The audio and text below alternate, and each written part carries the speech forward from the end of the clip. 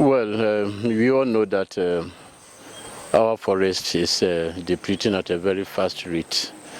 Now, it used to be 2% per annum, and now it's beyond that, about 3.5%. Put in place in making sure that the objective or the objectives set are achieved.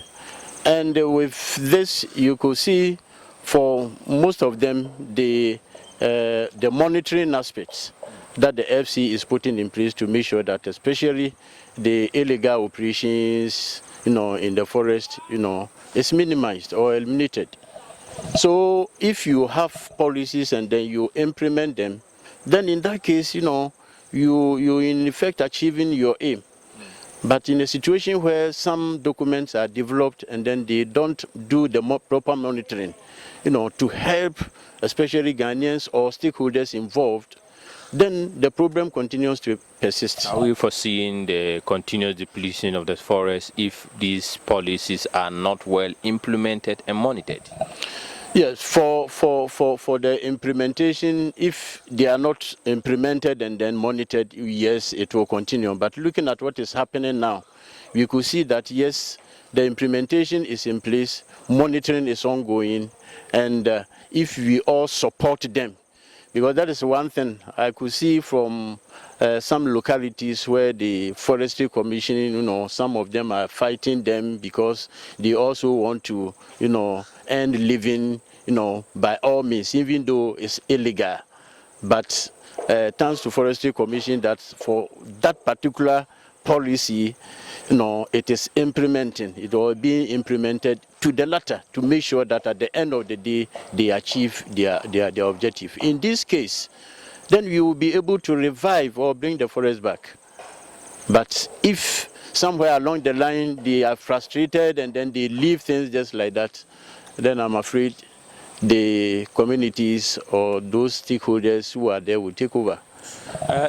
I'm sure you have monitored the recent report by the Intergovernmental Panel on Climate Change, and they warn that the effects of climate change, is gradually increasing, and we are getting to a point where the world cannot withstand the situation anymore. And so they were calling for other actions and policies that would be able to reduce the menace. As forester, how do you think that the forest reserve can contribute to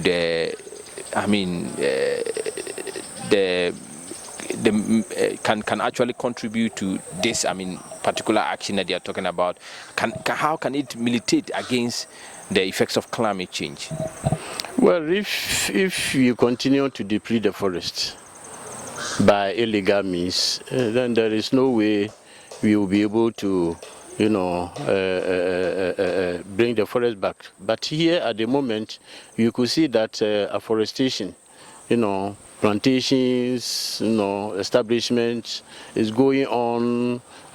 People are, Forestry Commission in collaboration with others are also trying to afforest certain areas or degraded areas. And with all these things, they are trying to make sure that the canopy closes. And once we are able to close the canopy, then in this case, we are getting our forest back. And once we have the forest back, then we will be minimizing the effect of the climate change. The effect of climate change will be minimized. But in a situation where we are unable to do that, then we are opening up, and this effect will continue, and then it will hit us. Final word. So what I would say is that it's not about an individual's or any particular company's assignment. It is an assignment for all Ghanaians. All of us will have to, join hands and then make sure that we support each other by especially supporting the Forestry Commission in the activities that they are undertaking to make sure that the reserve, for our forests actually come back. We also have to make sure that the establishment of plantations, we get ourselves involved as individuals and as a group. And then we make sure, we retreat, we go back so far as illegal activities are concerned. We should stop. Illegal mining, illegal chainsaw milling, all these things are not helping, the country. And it's rather draining us, both financially, and then resources that are putting in, it's so much. So I'm with the view that once all of us come together and then make sure that we bring our forest back, we will be able to. At the moment, I have heard that about 100,000 people have been employed, or are being taken on. And some will be going to the Forestry Commission to support them in plantation establishments. So I'm sure at the end of the day, we will be able to succeed and then bring our forest back. Thank you very much. Thank you. We have two systems of management. We have the on-reserve, that is forest reserves, and areas outside the forest reserves. This group is responsible for trying to manage or incorporating natural resource management into their land uses of reserve. Okay. I think that everybody in this country is alarmed about the rate at which our forest is deteriorating, the deterioration of environment and all that. Okay, so if you were really in the community, you realize how happy they are that ultimately they are getting the support, because they thought that they didn't have the support and the authority, to check all these natural resource abuses and all that. This is a way of bringing the communities together, empowering them. So you realize that in the course of the presentation, when the people were called out, the certificate was given to them. That certificate is a certificate of management responsibility and authority to manage rancher resources in this country. Because there's perception that it is government. We want to water down on that and let them understand that they also have roles to play in this. And I can tell you that they are very enthusiastic about it. How powerful are their powers?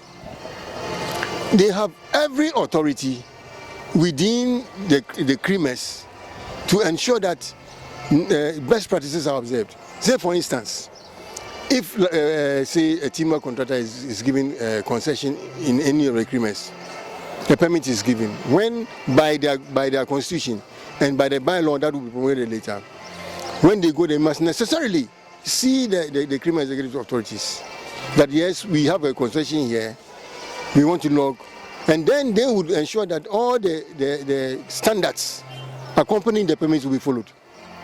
If not, they will say, hang on, if you will leave us with a mess, and we have to make sure that you also go by all the standards, because some of the standards are costs, and they definitely don't want to bear the cost.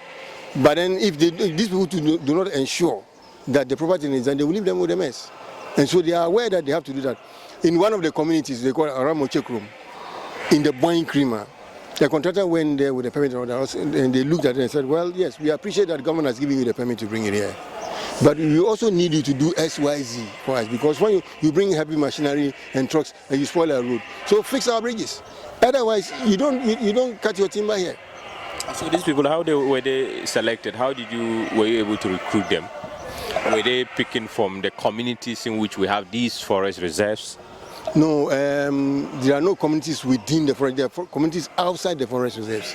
So their operational area is outside the forest reserves. That's what we say community resource management areas.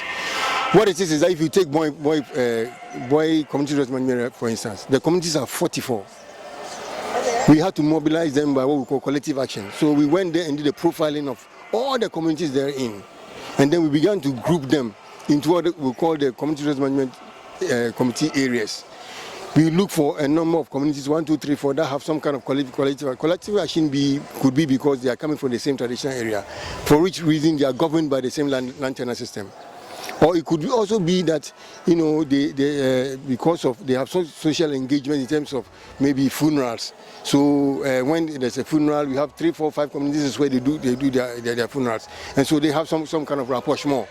Okay, so we put them all together as a community resource management committee, and therefore the 44 communities of Boin, as I indicated, we have partitioned them into 6 community resource management committees. That is how they were. But then, going through the sensitization and all that, they themselves then selected people they want them to represent them within the committees. So they have representation from all the various key communities that form that CRMC, and it's not just one.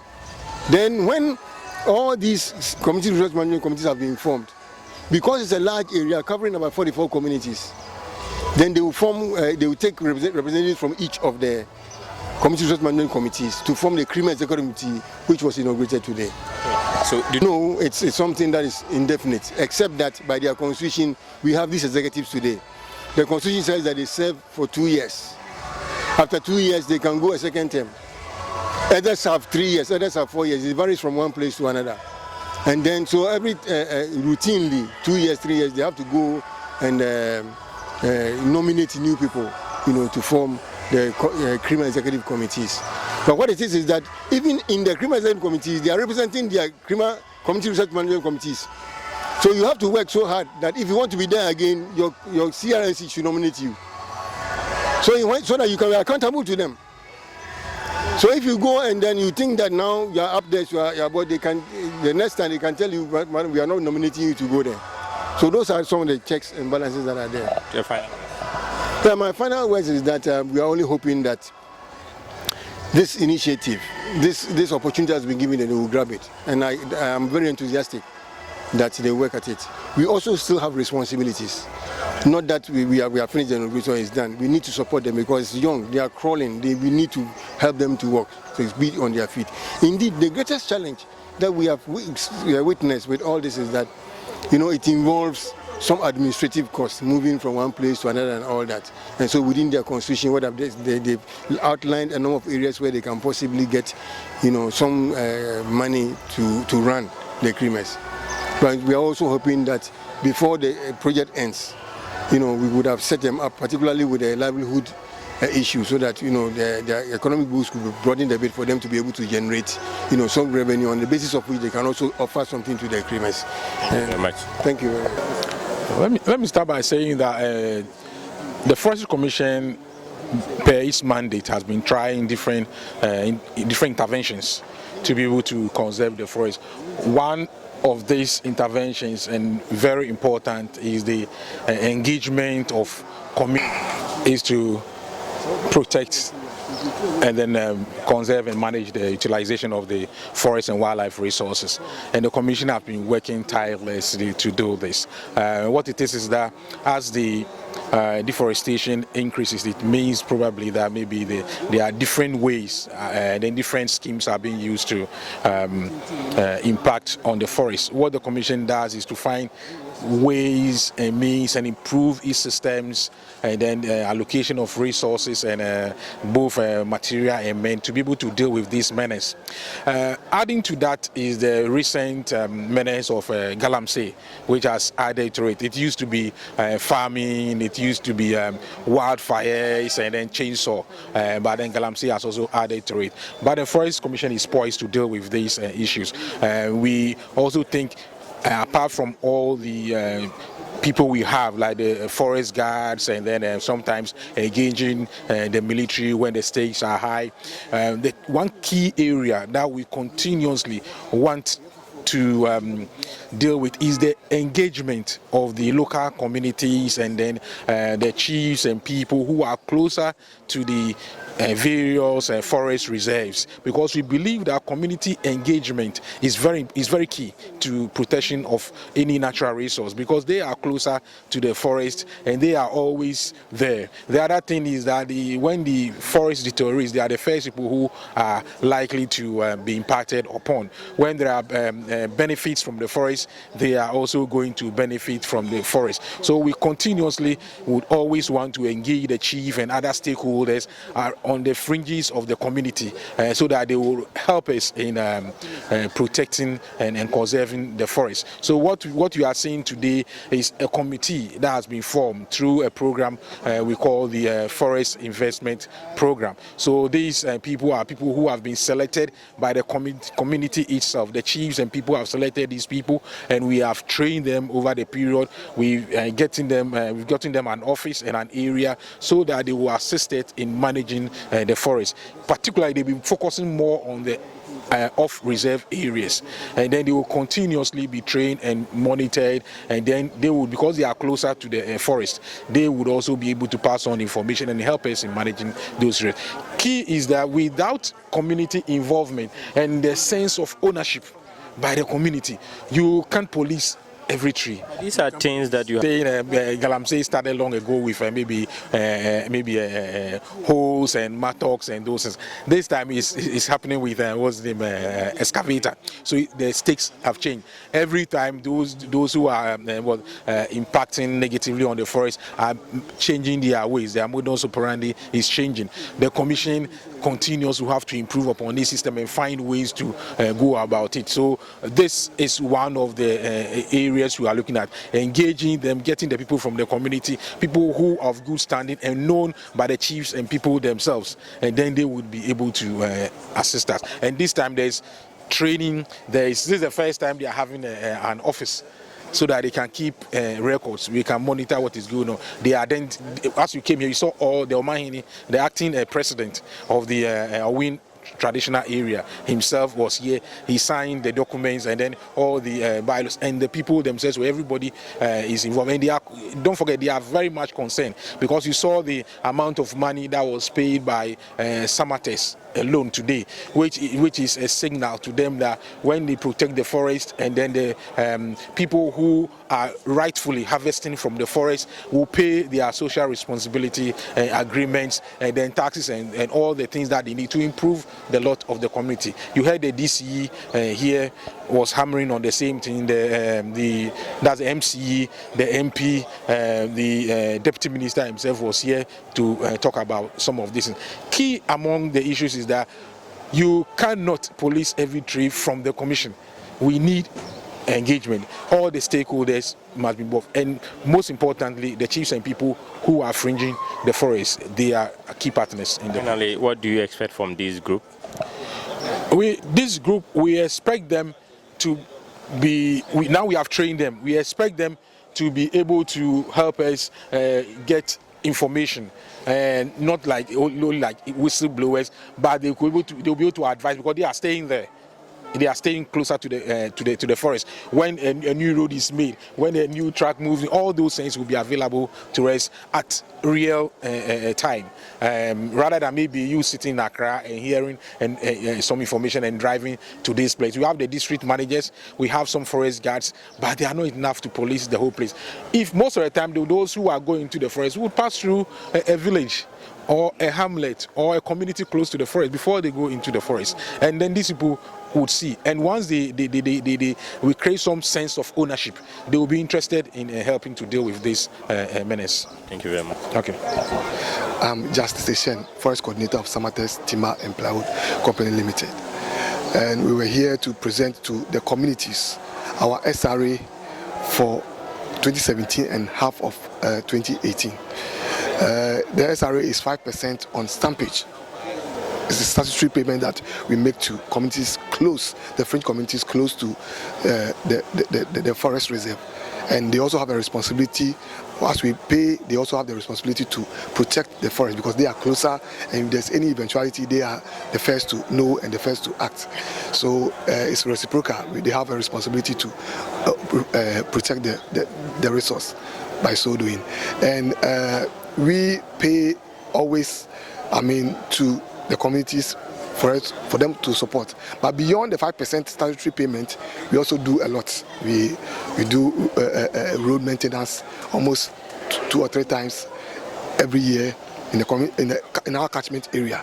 And beyond this, we also have a 92-bed hospital in Samaraboy, where we have both workers and non-workers attending, and we also bring doctors from Kumasi to be able to give specialized, services to all these communities. So that's basically what we're here to do. How much have you donated? That's why you said 5%. 5% for over this period for just 2017 and half of was 201,000 Ghana cedis. Yes, 201,000 Ghana cedis. For how many communities? For only 4 forest reserves. We have 6 forest reserves, but this is for only 4 forest reserves where we worked last year, or the area, the period in question. Yes, yeah. We have Tano Area Forest Reserve, we have Boin River Forest Reserve, we have Boin Tano Forest Reserve, and then Tano Nimri Forest Reserve. So 4 in total. The number of acres that you are occupying, you are working on right now? In total, the total forest areas where we have productive area in both protection constitute 150,000 hectares constituting this forest. But of course, we work at certain areas at any point in time because they are grouped, and that's what the Forestry Commission allows us to work at any point in time. So these were the areas that we worked during the period in question. I am Yoma Kofi John from Angunzun community, beneficiary from the Boin River Forest Reserve. With this money we just received, it's going to help my community a lot. For the past years, what we receive, we started doing something in the community of which the members are well appreciating whatever is going on. For now, kids in my community have to walk about 6.5 miles before they could get to the nearest GHS. With this money, although we've not received it, we've started to plan that the next SRA we will receive, that is what we've received today, is going to be used to start the building of a new GHS in my community. The previous years, all we had, we used it to build accommodation. In fact, 4 bedrooms for teachers in my community. It's almost 85–90% done, left with windows and doors, and then it is complete. So we are much grateful to Samate's company and also to the newly forest. My name is Isaac Tete. I'm from Tete Junction. With the SRA, we were able to put up a GSS structure and teachers' quarters. Yes. Okay, thank you. And that is what we will benefit from. Our benefit from the SRA. It will enable us to continue with the project, the remaining one. We are putting up a GSS structure for the DA primary school over there. I am Hefo Dodo. I will call myself the immediate past coordinator for the Forest French communities. Actually, we initiated the whole thing. We started the advocacy for SRA implementation, and it got to a point that they started the payments. I come from Jomoro community, that is a French community to the Tano Anya Forest Reserve. Since the inception of the SRA, we've benefited in so many ways. For instance, in most of the communities in the Tano Anya area, we've been able to do most of the self-help projects like school, raising up of school buildings and toilet facilities and other things. Besides, normally the demand comes from the communities. It is what the community wants that we normally give them, but it depends on the number, the amount that is in their custody. So that you don't ask for a project that the money will not be sufficient for. Some request for canopies, others request for plastic chairs for their social gatherings and other things based on what they have. This money is part of social responsibility agreement. So it's part of the law. So anytime you raise this issue with the timber operating companies, they are obliged by the law to comply. So I only calculated the value of timber they've harvested over the years, I think 1.5 years, and I asked them to pay, and they obliged. So how much was the value? In all, when you add the 4 together, it's 201,800 1,800 cedis. 1,800 cedis of it. It's 5% of it. So unless I go to the bush to find out the total, but we work it out. I can get you the figures. It's on fire. If you want us to check. Here, I would say illegal activities. So far as felling of trees is concerned, it's very minimal. I would say it's even non-existent if you compare it to other areas where I've worked. The only problem that we are having at the moment is some of the reserves share boundaries with Côte d'Ivoire, and in the reserve we don't have a route to that particular point. So most of the times the Ivorians occasionally comes in to fell 1 or 2 trees and then send it out to the Côte d'Ivoire portion. My predecessor told me he made an attempt to even confiscate lumber in Côte d'Ivoire. He went with truck, but the security men did not allow him to bring the lumber out of that particular country. That the lumber is now on their land, so they will not allow him.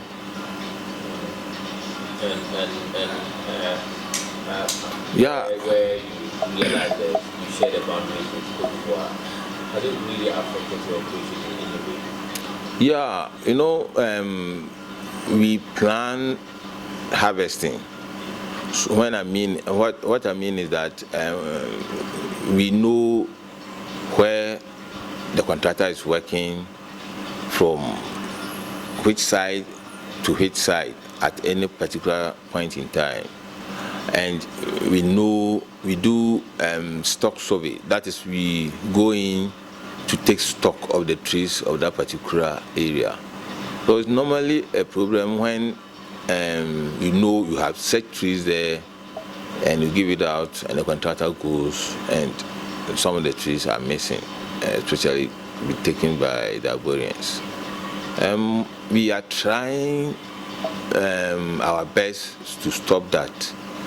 The chiefs are also bringing their views as to how we can stop them from coming in to steal our trees occasionally. So they are proposing that we should give some part of the forest to them, for them to farm along the international boundary, to act as a buffer between the Ghanaians and the Ivorians, so that the Ivorians will not be able to bypass them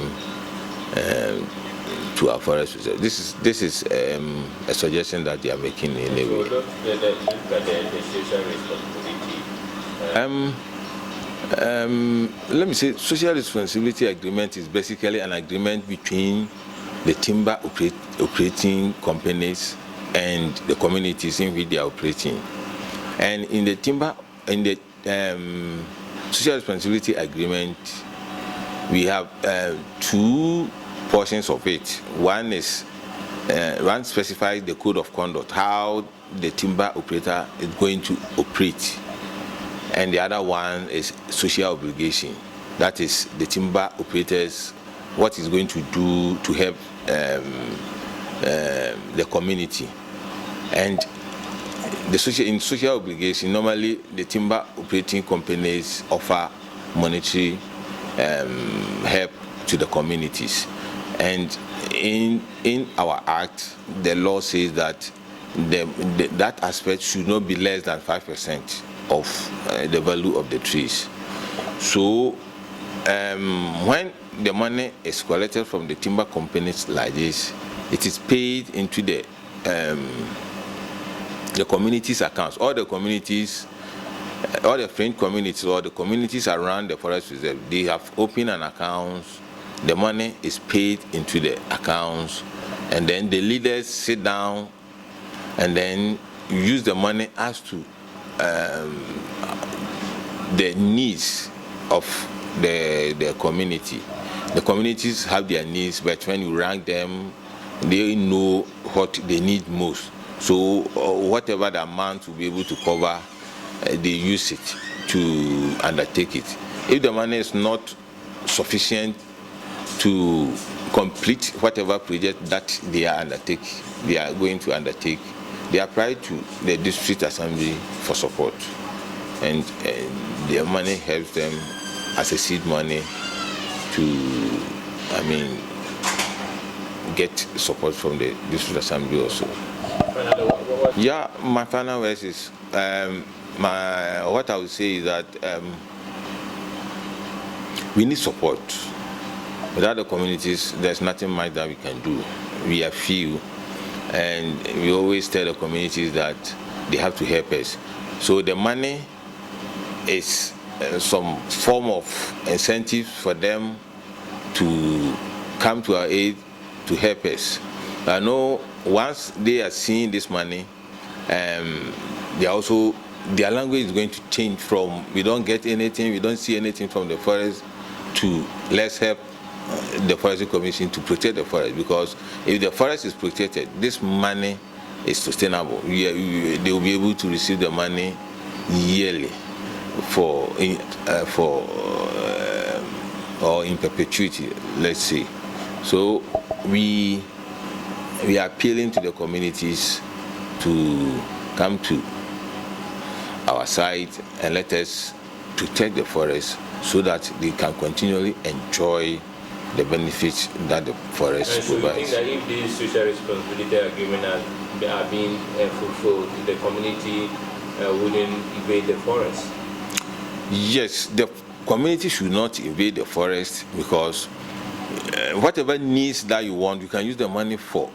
Yeah, so I'm talking about if they are being fulfilled, it is not possible that people living in these communities will invade the forest. Yes, this is our hope. We hope that with this, they will not be invading the forest. But in the forest, we permit going to the forest to look for snails and other minor things that the community think they can also get from the forest. We don't prevent them unless probably the person want to do it on commercial level. If you want to do it on a commercial level, the law says that you should come to us for permit. So I also said that with this money, I know their language is going to change from we don't get anything from the forest. The forest is of no importance to us. Let's help the Forestry Commission to protect the forest, because they are now seeing the real value of the forest. Thank you so much. You're welcome. So what are the, if you can...